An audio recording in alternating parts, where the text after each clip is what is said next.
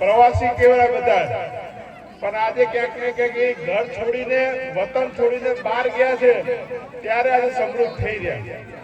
પણ આપણે જો ઘર ના મૂકીએ કે ઘર વગર ફાવતું નથી, એને તકલીફો પડી છે, પણ ઘર એક સારા પરિવારના ભવિષ્ય માટે કે વતન છોડીને પણ લોકો જાય છે. ને વટે મૂકી દેવો જોઈએ કે ના અમે તો આ છો, અમે તો આમ છો, તો અમે આ કામ ના કરો. આ વટ મૂકી દેશો, વતન મૂકી દેશો, વ્યસન મૂકી દેશો તો આ ગામની અંદર આ તો કેની બેને ગ્રાન્ટ આપે, પણ ગ્રાન્ટની જરૂર નહીં પડે એટલું ગામની અંદર કામ થશે. એ બધું તમારા સૌના ઉપર આધાર રાખે. એટલે આજે સંકલ્પ લેજો. બેને કીધું પરિવારમાંથી વ્યસન મુક્તિનો સંકલ્પ લેજો, સમાજમાંથી કુરિવાજોનો દૂર કરવાનો સંકલ્પ લેજો અને સારા સમાજનું નિર્માણ થાય, સારા ગામનું નિર્માણ થાય એના માટે પ્રયત્ન કરજો.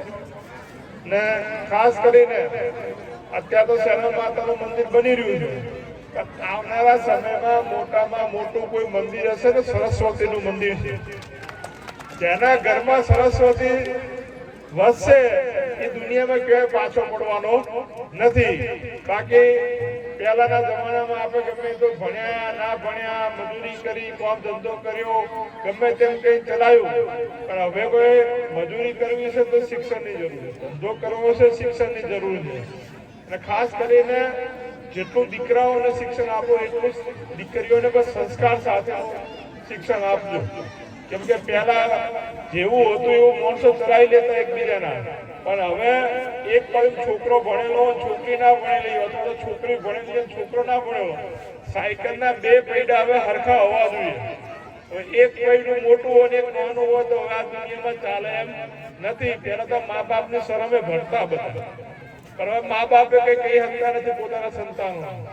ત્યારે શિક્ષણ આપજો, દીકરીઓને પણ સંસ્કાર સાથેનું આપજો, છોકરાઓને ભણાવજો. વિનંતી સાથે ચેનલમાં આપ સૌના ઉપર આશીર્વાદ ગામ પર રાખે અને અમને અહીંયા બોલાયા, આમંત્રણ આપ્યું તે બદલ સમગ્ર ગામનો હૃદયપૂર્વક અમે આભાર માનીએ છીએ. આપ સૌને રામ રામ.